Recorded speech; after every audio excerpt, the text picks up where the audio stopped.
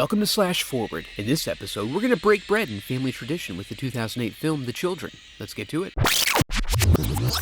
We open on shots of some dark, dank, creepy woods, possibly the place where children come from. A family wagon rolls through, filled with sounds of chattering.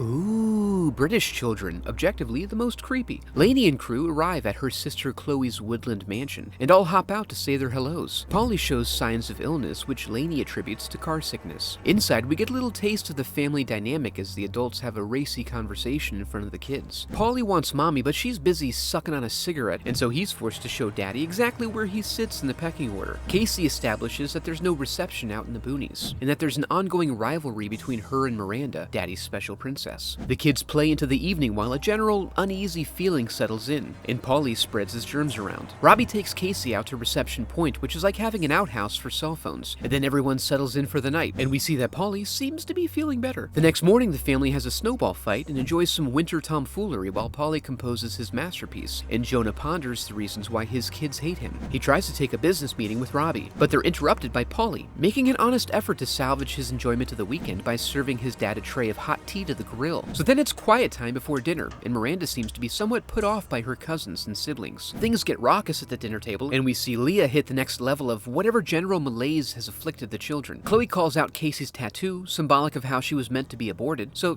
perfect table fodder. However, the subject is quickly changed when the kids fall apart in unison. Chloe tries to show up her sister by getting Miranda to eat her peas. Another gold star? But Miranda promptly shows her what she can do with her incentive program, and she's not wrong. Then they all break up. Robbie takes the kids outside while Miranda is taken upstairs for time out. Chloe's wounds are tended and Casey wanders off to make a phone call. With the blood seal now broken, we find just how violent the unknown virus has made the pack of children as they load Robbie up on a sled and send him down the hill at warp speed. And it's all fun and games until someone gets their neck and face cultivated. The adults lose their minds in the face of the tragedy, and the kids also go crazy. They slice Jonah open before running off into the woods. Back outside, we learn that Robbie has succumbed to his wounds. Lainey sends Casey to search for the kids, and she eventually finds Leah. Lainey tries to comfort her sister and get her back inside while they wait for the authorities, who are currently tied up and finding the roads impassable due to their remote location. When Lainey goes to cover the body, she finds it missing, but the trail is short. She hears laughing in the tent, which has to be a good sign, but she's distracted by Polly crying for mommy. She tries to help, but he adeptly climbs backwards just out of her reach until she slips, resulting in a quick, sharp break to mommy's shin bone. Casey finds her and barricades them in the greenhouse. Before she can explain anything, the kids start stoning the glass. Things are made even more confusing when Casey takes appropriate defensive measures with Polly. Meanwhile, Chloe finally joins the party, investigates the tent, and discovers that Leah's been playing with Daddy's insides. Casey ends up pulling double duty, trying to protect them both. In the chaos, Polly ends up mortally wounded by Lainey's own hand, a devastating outcome. The adults attempt to regroup and figure out what's gotten into those damn kids, but are blinded by their parental instincts. Chloe decides this is the perfect time for a guilt trip, and assuming this is a problem of breeding, decides to keep her distance. In the woods, she finds evidence of tot violence, and remembering that Casey was the one in the woods with them, quickly fingers her as the culprit. This is all Daddy Jonah needs to hear, and he rushes back to the house where Casey is currently trying to check back in with the police, but Miranda is playing hide and seek with the phones, trotting around and giggling like a little freak. Meanwhile, in the woods, Chloe finally finds her precious children. They move in close to share a hug and tender moment, then they hold her down by her earrings, the cost of being fashionable, and stab her in the eye. Back at the house, Casey found Miranda being naughty with the family cat, and Jonah walks in on her giving her sister an innocent throat hug. The defilement of his most precious is more than he can take, so he locks Casey in the room and indelicately helps his wife to the couch. Miranda then says goodbye and they leave. Afterward, we get resolution on the Chloe situation.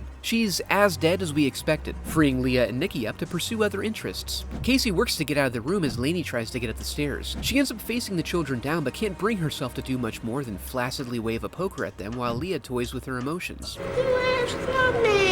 Oh, you know damn good and well. And she eventually gives up, laying there while the little sickos prepare to play Operation, intending to insert a stick baby into her uterus. Luckily, Casey goes primal, busting out and saving her mother in brutal fashion, although Leah is spared. They speed off in the family wagon, bonding over how much of a knob Jonah was before coming upon the SUV and discovering that he got his. Then Miranda, in turn, gets hers. Now it's just Casey and Lainey as Casey shows signs of illness, and they get their first indication that their experiences were far from isolated.